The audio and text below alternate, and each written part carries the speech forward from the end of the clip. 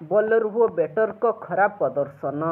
ଦ୍ୱିତୀୟ ଟି-20ରେ ଭାରତର ଶୋଚନୀୟ ପରାଜୟ। ତେବେ ସୂଚନା ଅନୁସାରେ ମଲାନପୁରରେ ଖେଳାଯାଇଥିବା ଦ୍ୱିତୀୟ ଟି-20 ଆନ୍ତର୍ଜାତୀୟ ମ୍ୟାଚରେ ଦକ୍ଷିଣ ଆଫ୍ରିକାଠାରୁ ଭାରତ 51 ରନରେ ଶୋଚନୀୟ ଭାବେ ପରାସ୍ତ ହୋଇଛି।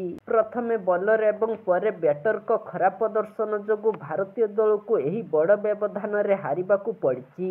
ଏହି ବିଜୟ ସହ ଆର୍ଡେନ୍ ମାର୍କରମଙ୍କ ନେତୃତ୍ୱାଧୀନ ଦକ୍ଷିଣ ଆଫ୍ରିକା 5 ମ୍ୟାଚ୍ ବିଶିଷ୍ଟ ସିରିଜକୁ 1-1ରେ ବରାବର କରିଛି। ପ୍ରଥମେ ବ୍ୟାଟିଂ କରି ଦକ୍ଷିଣ ଆଫ୍ରିକା ନିର୍ଦ୍ଧାରିତ 20 ଓଭରରେ 4 ୱିକେଟ୍ ହରାଇ 213 ରନ୍ କରିଥିଲା। ଦଳ ପକ୍ଷରୁ ଓପନର କ୍ୱିଣ୍ଟନ ଡି କକ୍ ମାତ୍ର 46 ବଲ୍ରେ 7ଟି ଛକା ସହାୟତାରେ 90 ରନ୍ର ଚମତ୍କାର ପାଳି ଖେଳିଥିଲେ। ଶେଷରେ ଡୋନାଭାନ୍ ଫେରେଲା ଏବଂ ଡେଭିଡ୍ ମିଲର ଦ୍ରୁତ ରନ୍ କରି ଦଳକୁ ବଡ଼ ସ୍କୋରରେ ପହଞ୍ଚାଇଥିଲେ। ଭାରତର ପ୍ରମୁଖ ବୋଲର ଯଶପ୍ରୀତ ବୁମରା ଏବଂ ଅର୍ଶଦୀପ ସିଂ ଅତ୍ୟନ୍ତ ମହଙ୍ଗା ସାବ୍ୟସ୍ତ ହୋଇଥିଲେ।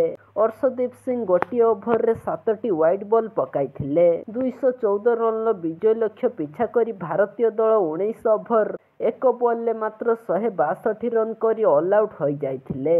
ସୁମନ ଗିଲ୍, ଅଭିଷେକ ଶର୍ମା ଏବଂ ଅଧିନାୟକ ସୂର୍ଯ୍ୟକୁମାର ଯାଦବଙ୍କ ୱିକେଟ୍ ପାୱାର ପ୍ଲେ ଭିତରେ ହରାଇ ଭାରତୀୟ ରନ୍ ଚେସ୍ ଆରମ୍ଭରୁ ହିଁ ବିପର୍ଯ୍ୟୟର ସମ୍ମୁଖୀନ ହୋଇଥିଲା। ତିଲକ ବର୍ମା 34 ବଲ୍ରେ 62 ରନ୍ର ଏକକ ଲଢୁଆ ପାଳି ଖେଳିଥିଲେ ମଧ୍ୟ କେବଳ ପରାଜୟର ବ୍ୟବଧାନକୁ କମାଇବାରେ ସଫଳ ହୋଇଥିଲେ। ଦକ୍ଷିଣ ଆଫ୍ରିକା ପାଇଁ ଓଟନିଏଲ୍ ବ୍ୟାଟ୍ସମ୍ୟାନ୍ 4 ଓଭରରେ ମାତ୍ର 24 ରନ୍ ଦେଇ 4ଟି ୱିକେଟ୍ ନେଇଥିଲେ। ଏହା ବ୍ୟତୀତ ଲୁଙ୍ଗି ଏନଗିଡି, ମାର୍କୋ ୟାନସେନ୍ ଏବଂ ଲୁଥୋ ସିପାମଲା ପ୍ରତ୍ୟେକ 2ଟି ଲେଖାଏଁ ୱିକେଟ୍ ନେଇ ଭାରତୀୟ ବ୍ୟାଟିଂ ଲାଇନ୍ ଅପ୍କୁ ଭୁଷୁଡାଇ ଦେଇଥିଲେ।